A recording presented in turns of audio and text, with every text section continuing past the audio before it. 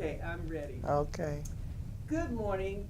This is Carolyn Tillman, working at the San Bernardino County Superintendent of Schools office on behalf of the San Bernardino City Archiving Project.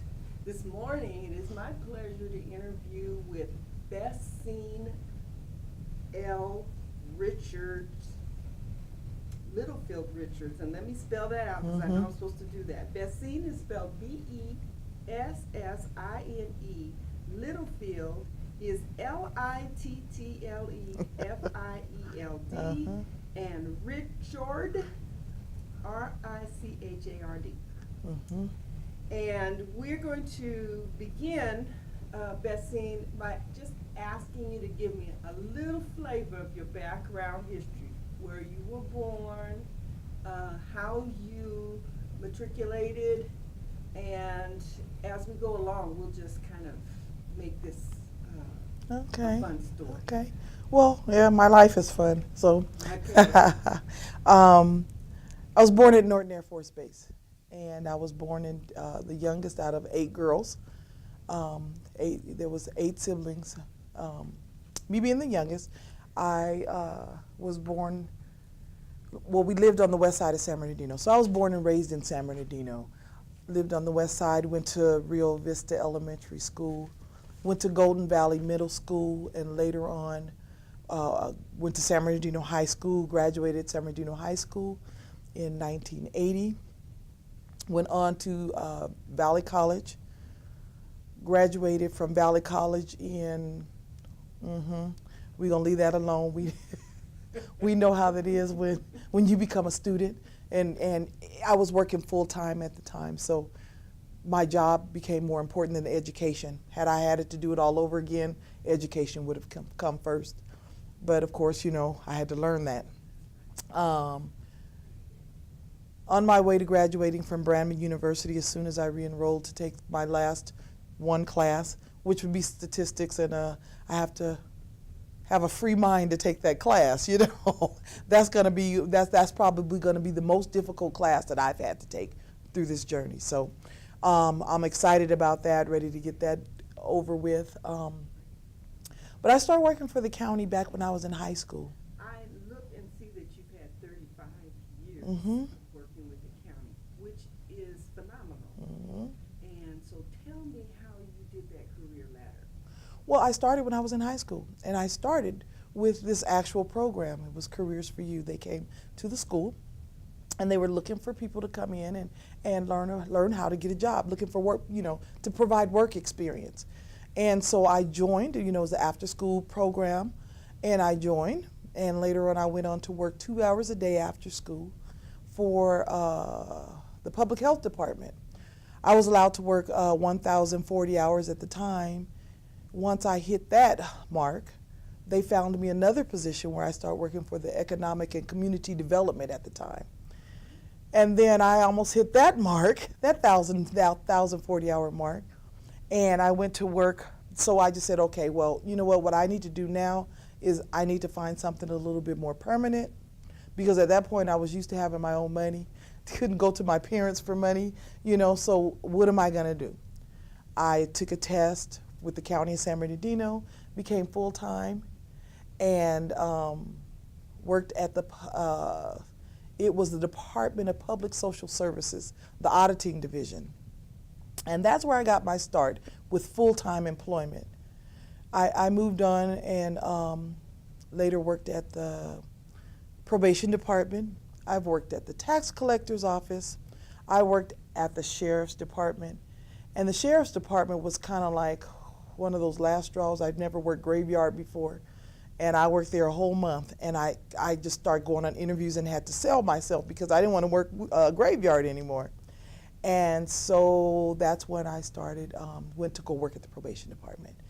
And from the probation department, I decided to quit the county and go work for the post office.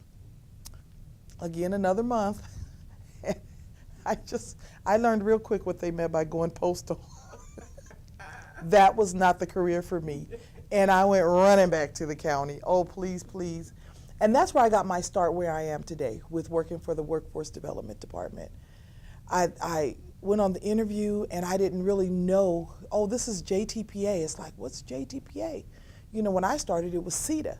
And I'm like, JTPA. So I went and I did some research on it. I was like, wow, this is the department that I got my first start with. And so it was like real exciting. I got the job working as a fiscal clerk, and I loved it. But what I loved about it is that we helped people, and just helping people, that was something that I knew that's why I'm here, is to help. And so I later on moved on to where now I manage the America's Job Center on Briar.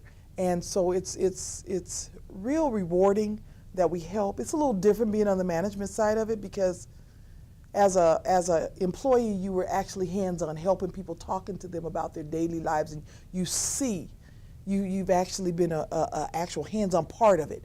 Right now, I'm kind of like the overseer, so I kind of miss that part of it. But at the same time, everybody in the office is required to give a success story. So I get to hear more than one success, which was just mine. I get to hear the whole office's success. So that's kind of rewarding to me. And so, I'm going to stop you just okay, because I don't want to get too far ahead before I let you pay homage to your ancestors. Okay. Tell me a little bit about your mom and dad. Yeah. Well, my mother's from South Carolina. She was born and raised in Neal, South Carolina. She left there, South Carolina, joined the Army, and was stationed in Germany. My father is from Houston, Texas, where he left Houston, Texas, and joined the Air Force. And he was stationed in Germany, and that's where my parents met and married, in Germany. And so my mother quickly got out. She ended up pregnant with my oldest sister.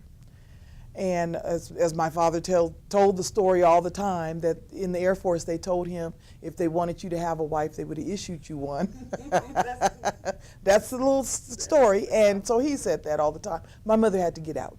So she got out of the Army, and my father stayed in the Air Force. And then they came to San Bernardino via Norton Airforce Base, which was where I was born. And I think there was 2 more of my siblings were born there. But my mother worked out at Patton State Hospital, where she had a career there for 30-something years as a registered nurse.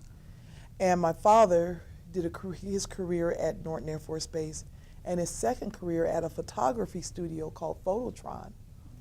And both are deceased, so we definitely miss both of them.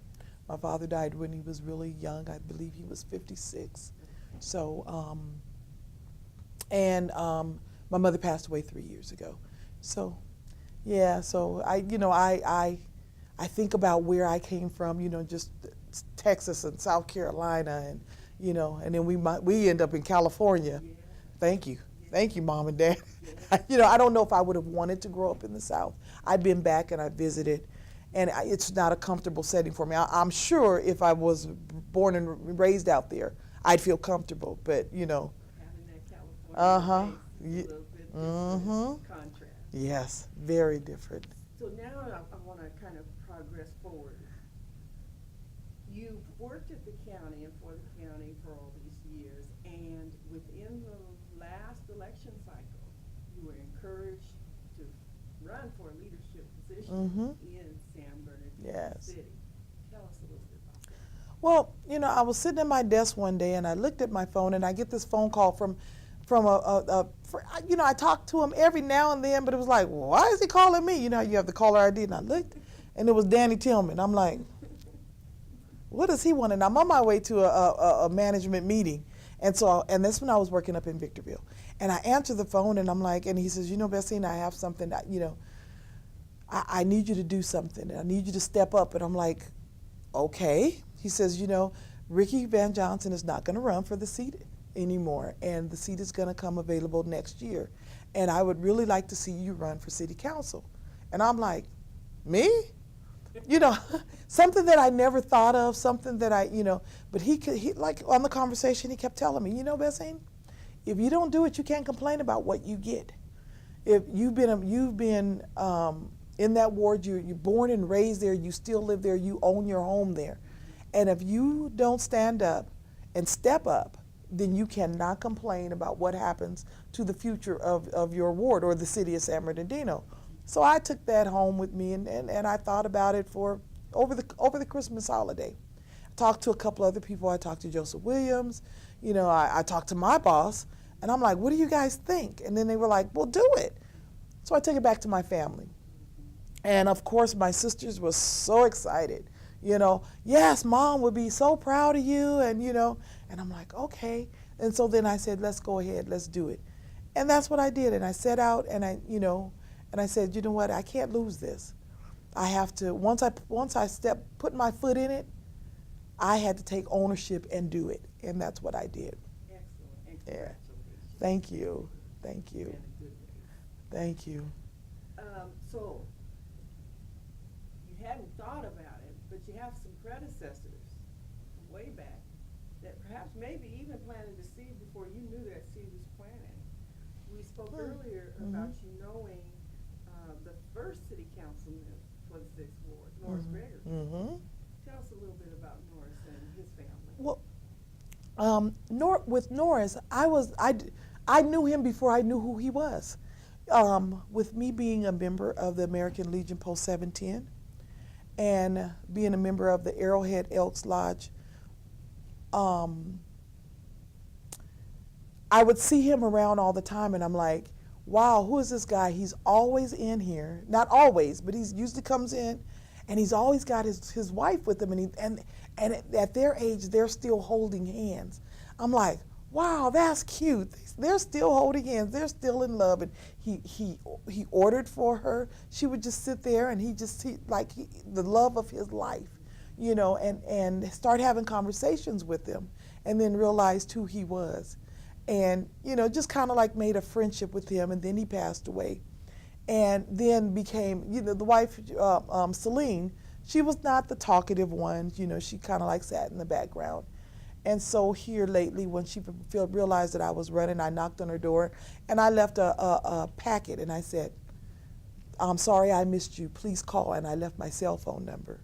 And she called, and she says, you know, Bessine, I'm so glad you did this. And then she invited me over for lunch, where I met her current husband, and we sat and we talked, and she actually endorsed me.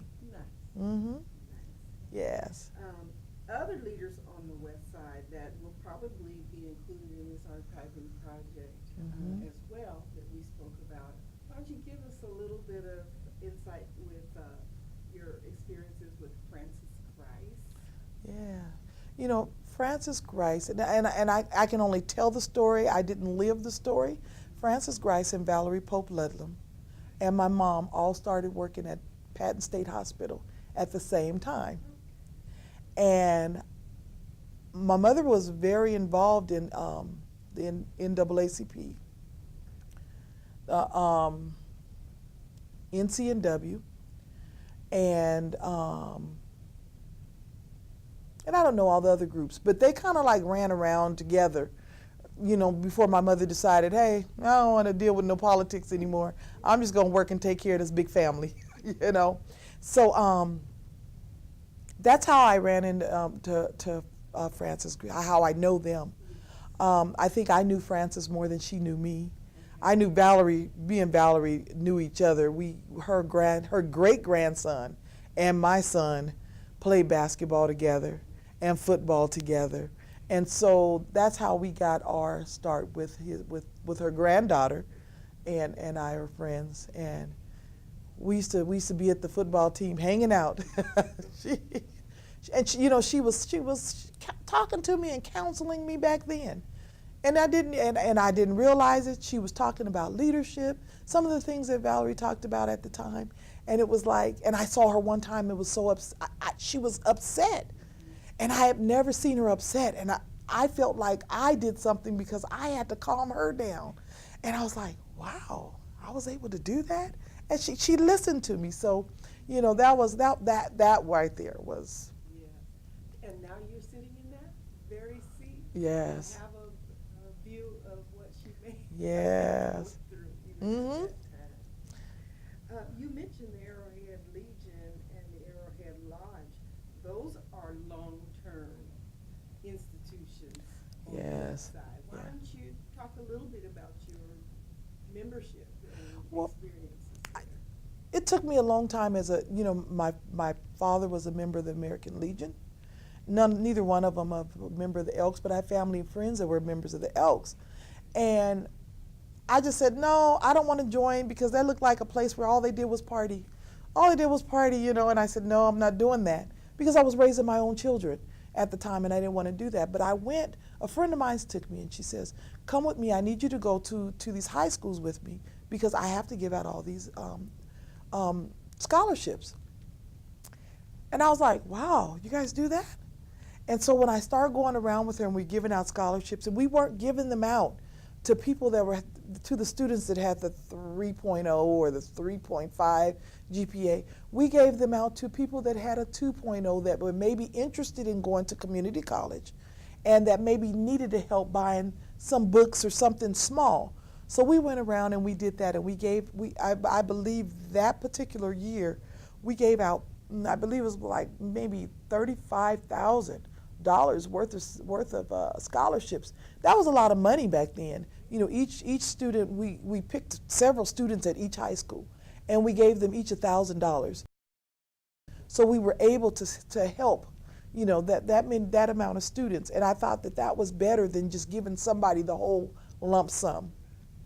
So once I did that, I said, you know what, okay, if I can help, if I can be a part of the youth and work with that, then I'll join. And I joined the Arrowhead Elks. And then it was later when some members of the auxiliary were saying, Bessine, we do the same thing at the Legion. And I'm like, well, I don't know if I want to be a part of both of them, And so, but then once I started seeing what was happening, I know one of the things that my mother did every year we fed fed the veterans for free. My mother fed everybody who would show up. And of course, we did the cooking. Wow. All of her daughters, we did the cooking. But we were a member of Mount Zion Missionary Baptist Church at the time. And every year she fed the veterans because she was one and she felt it was important. And it didn't matter if the church did not have enough money to provide the food, she did. And we did all the cooking. So I was sitting there one day, and they had a lot of the veterans from the American Legion there, and they got up and they spoke. And one of the things that one of the guys said, people believe that we are all alcoholics that hang out at the American Legion. He said, but we're not. And then he started describing all of the resources that they have and what they do. And I said, you know what, I guess I just need to go check it out. And because what that old saying, if you don't go, you don't know. Right. So I said, well, let me go on up here. And I went and I joined and I became a member of the auxiliary. And so both organizations are really rewarding because when you see that you're helping, I'm pro-youth. I know that I have to be passionate about everybody, but I am pro-youth. And to see these kids, like especially on Christmas, to receive Christmas toys and how excited they are just at the Christmas party. And to see some of the kids that would normally not go see a counselor, but would come and fill out an application for a small scholarship. I think that that's wonderful because college is not for everybody. If that scholarship is okay for you to go to a vocational school, that's all the better. It's all about, when you think about it, when we go to school, we go to college, it's all about getting a job. So let's help these young adults get a job so that way they can pay back to society or pay into society. And not look at it as a entitlement to get these things that our parents, that we as parents overwhelmed them with, because we did it. And we want to make sure they work and show that they are appreciative of what they've learned and what was given to them. So go back and look at the city of San Bernardino, not just the Westside. Mm-hmm. Give me some memories that you have from growing up, things that might not still exist, or resources that might not exist that you had. Yeah, one thing I want to start with saying, I feel like I'm well-rounded. When you said the whole city, when it was time for me to go from elementary school to middle school, there was a school, it was Franklin Middle School. Franklin Middle School was predominantly African American. It was an African American school, but it shut down right before the year that I was supposed to go. And that's why I ended up getting bused to Golden Valley. And I don't think I would trade that for the world, because that let me explore life that I probably would have never known had I have gone to Franklin. Now, I'm not saying that there's anything wrong with that. I just think that that allowed me to be somebody different. Some of those friendships that I've made at Golden Valley, I still have today. You know, I think about Tim Prince, you know, one of the attorneys in San Bernardino, Mark Westwood, and you know, some of those people. We went to middle school together, you know. So all of those were rewarding to me. I just met good people. I was able to be a part of an orchestra. I was able to be a part of a jazz band because I played the clarinet, and I was able to be a part of a marching band where they didn't have that at King Middle School. So that led me into high school and being in the bands. And that's one of the things, resources that we've had in San Bernardino. We always used to have parades, whether it be the Christmas parade, Veterans Day parade, the Black History parade. We've had a parade for every holiday in the city of San Bernardino, and I was able to march in them. We had the Orange Show. The Orange Show, we marched. I was sick of it because we marched at the Orange Show every day. I was there every day. And because I was the band president, I had to be there every day. But the Orange Show was so much fun. You know, all the things that we had, the safety net. I've always felt safe in San Bernardino. We would always go to LA.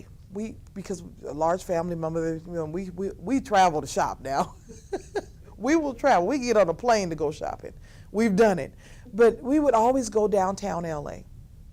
And I never really felt safe downtown LA. You know, when we went to the Garment District, I never felt safe. When we go to other places, you know, they had the Cooper building, which was downtown LA. We loved it. But those type of things, certain buildings you felt safe, certain places you didn't. I never felt that way in San Bernardino. I could go around the whole city of San Bernardino and not even worry, even if there was crime, because there's crime in every city. But I knew I wasn't about that life, so it wasn't going to happen to me. Now it's a different day. I could say from just the other day, I was turning down 17th Street. Just, you know, oh, I forgot. I left something. Let me run around here, back to the store, and let me get it. I'm going to turn right here and zip around. And when I got there, and I'm like, oh, my God. And the car went by, and I went like this. What that was going to do, I don't know. But I just went. And I have never done that. Ever, never, ever have I felt unsafe in San Bernardino, in my hometown. But I think about the resources. We've had so many of them. Jobs were available. And I know that Norton Airforce Base left. That caused we went on a downhill from that point. A lot of businesses are leaving our town. You know, our hangout, the Carousel Mall is gone. You know, even though we had 2 malls, we hung out at the Carousel Mall, you know, and that's gone. You know, the movie theater's still there, but do we feel safe when we have to walk through a building to get to the building, you know? So we surely lost our safety. That's one of the things that we lost, and I just want to get that back. And I know we can come back. I know we can come back. One of the things we plan on doing is I'm working with Virginia Marquez, and I think I just jumped off into the politics side of it. But Virginia Marquez, we're working on, last year she had a Veterans Day parade. It was real small. It went from 9th Street to 10th Street. But there was so much community out there, and they engaged it and they enjoyed it. So this year, we're going to work on bringing it further. We're going to try to either do it from Arroyo Valley High School to the Veterans Park on Mount Vernon and I believe it's 7th and 8th Street, or just run it straight down Mount Vernon, you know, maybe from the Mildred Henry's Elementary School / Roosevelt right there, 16th and Mount Vernon, and just straight up Mount Vernon. and try something small. You know, well, it was small last year, but make it a little bigger and get the community involved, because there was so much community out there. There was no trouble, but the community was happy just for that little small parade. So we want to get that back again. So we're gonna be working on that. Build relationships. Yes. So that people know each other and comfortable with each other. Yes. And see that something positive happening in your community. Yeah. That's good. Yeah. Let's see, where am I? We're getting close. Is there anything, Bessine, that you feel in your story, as we are going to archive this legacy, that you want to be made known in this area? Well, you know, I'm walking on a lot of people's shoulders, and I know that. I know that I was put here for a reason. Like I said, I never thought that I would be sitting in the seat somebody else thought of me. I never thought that back when I was talking to Valerie Pope Ludlam, she was talking to me about leadership. I never thought that my director of the Workforce Development Department, as she talked to me, she was talking to me about leadership. I never knew that me being the president of the band in high school, I never thought that I would be a part of leadership. And I think not just my family, because I'm the youngest out of all the siblings. So I've watched everybody's life and said, I ain't doing that. Okay, I'm gonna do that one, but I ain't doing that. You know, so I had the opportunity to live and learn and learn from each other. And I just tell everybody that have people in their lives, that have adults in their lives that are trying to show them the way, that they need to stop and listen and recognize that somebody is trying to help you. They're trying to give you information. You need to take heed to it. You might not understand it, but you respect it. And then as you go and you get where you think you want to be, you know, I know that with me, God ain't through with me yet. So I already know I'm not there, but I know that I got there not just from God, but from the people, mainly Him, but from the people that were in my life, people that He placed in my life for certain reasons. And I think about it, and one of the things that I didn't mention is that I adopted my 2 daughters, and you know, I had 2 biological sons, and I adopted 2 girls, and that was something that wasn't easy to do. It wasn't easy growing up. You know, I never thought it was hard until we all became adults. You know, I thought, you know, I'm instilling all these values in all of my kids, because everybody's treated the same in my house. And then to go off, and one of the things I remember being at Kaiser Hospital. Oh my God, the kids were probably 10 and 7. And I was at the hospital and I ran into Dr. Fairley. And I was like, you know, yeah, you know, these are my girls and da-da-da. And I said, you know, it's kind of difficult because, and you know, he says, Bessine, I want you to always remember that they don't share your genes. And if you can remember that, then you can get over some of the things that they're not doing the way you told them to do. They don't share your genes. Remember that. And I have always remembered that. And that way I can have that relationship with them. They're going to do things a little different. Now these boys, y'all bet. Now these, yeah, y'all better do right. But these girls, I still hold them accountable, but I know that they don't share my genes. So anything that they do, you know, my oldest daughter, we talk all the time, and you know, I have 3 wonderful grandchildren, 1 girl and 2 boys, and I just know that that wasn't me, that was God that did that. Because how can you as a single mom go and bring 2 other kids into your household? And I treated them just like as if they were my own. And so that's one of the, you know, right there. And my mother, she was a single.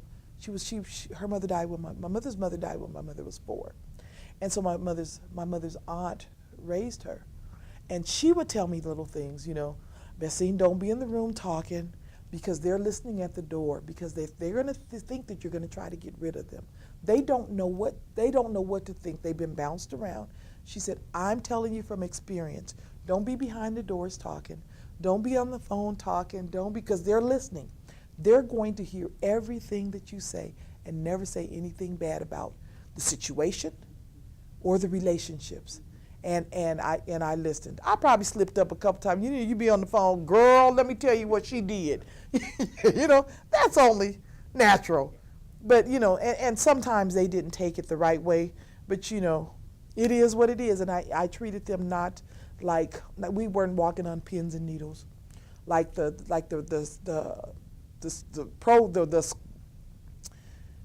social workers probably wanted us to do. Oh, baby, oh, so on. No. We got to teach you what's real. We got to teach you what's really going on in life, and that's what I did. I did the real. And you do have a lovely family, a beautiful family. Yes, I do. Thank you. Sister Bessine, we are going to conclude this interview. Thank you so much. It's been great. Yeah, thank you for the insight and invite. information.